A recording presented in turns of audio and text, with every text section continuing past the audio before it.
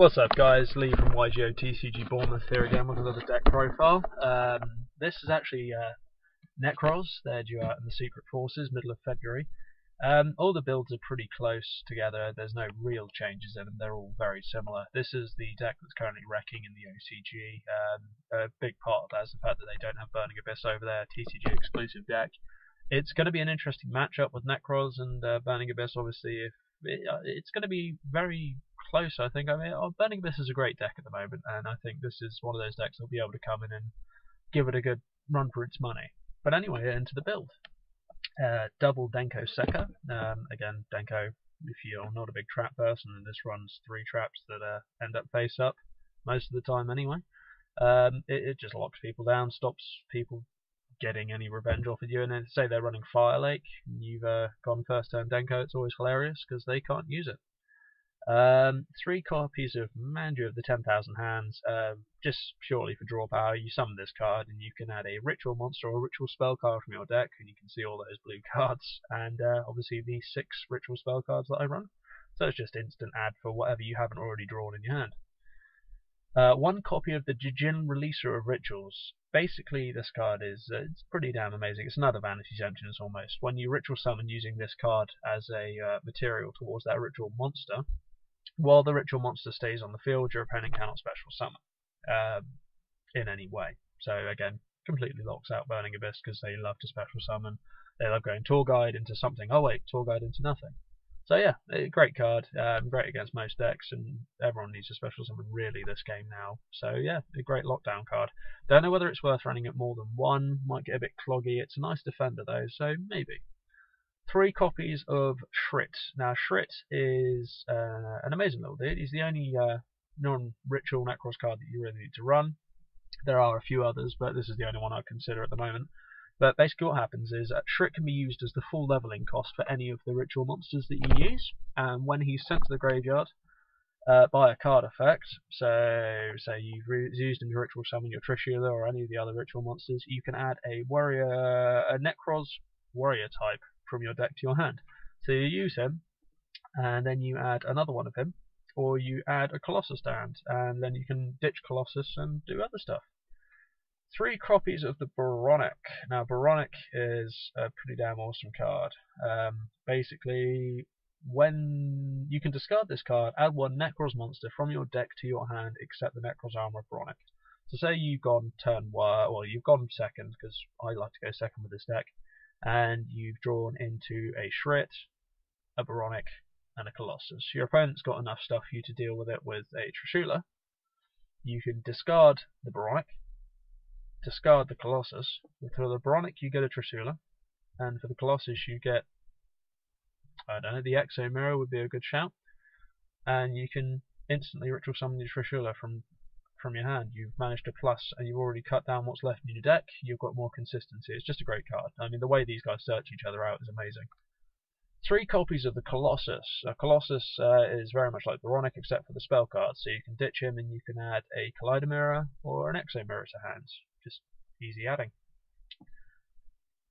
The Nekroz of Trishula. Now this card is ridiculous. I don't know if people were around for the Trishula era, but the card was broken. It's still banned in the TCG, and for good reason. Certainly in the UK it's banned. Yeah, when this card is ritual summoned, you can target 1 card in your opponent's side of the field, 1 card in your opponent's graveyard, and randomly target 1 card in your opponent's hand and banish those 3 targets. It's just ridiculous. I mean, you can completely ruin someone on 1 player just by summoning this monster. So they've set up a decent back row, or they've got a decent monster on the board that normally stops anyone. You're just banishing it straight away. It's a great card. It's the boss monster of the deck. 2/7 beta as well. It's just an amazing card. And also, if a Nekroz monster you control is targeted by a card or effect, you can discard this card and negate the activation. So you've summoned one, you've got the effect off, and they try to go, okay, compulse. You ditch another one from hand and it's fine. Great card. Unicorn. Unicorn has got the plussing ability that Boronic and Colossus has, except it's from the graveyard, so you can discard it and target the Nekroz in the graveyard. Any Nekroz cards, any of the ritual monsters or any of the ritual spell cards, add it back to hand. But the other effect is actually more interesting to me, which is when Unicorn is on the board, any monster summoned from the special deck, from the extra deck, sorry, any monster special summoned from the extra deck loses its effect.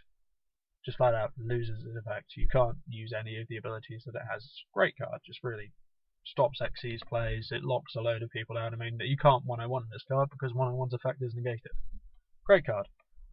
And I'm running one copy of the Gunganeer. Gunganeer is another protection card. It seems pretty solid. I mean, it's only a one-off. It's the only one we've had so far of the ritual monsters. It came in Secrets of Eternity, and it was a secret or ultimate. It's a nice looking card for sure. Not sure whether it will stay in my main build, but it is a nice card. And as for the spells, we've got 3 copies of Reinforcements of the Army, obviously Colossus and Shrit. 3 copies of Preparations of Rites. Now, this card is gonna get hit in a ban list. It's way too overpowered. I mean, it's already been hit in Japan, but it will be hit over here. Adds to your hand 1 level 7 or lower ritual monster card from your deck. Then you can add 1 ritual spell card from your graveyard. So you say you play this off, you've already ritual summoned. You want a Trishula. You add a Baronic. You ditch Baronic, get a Trishula. It's easy. You can literally pull whatever you want from your deck by using this card. It's insane.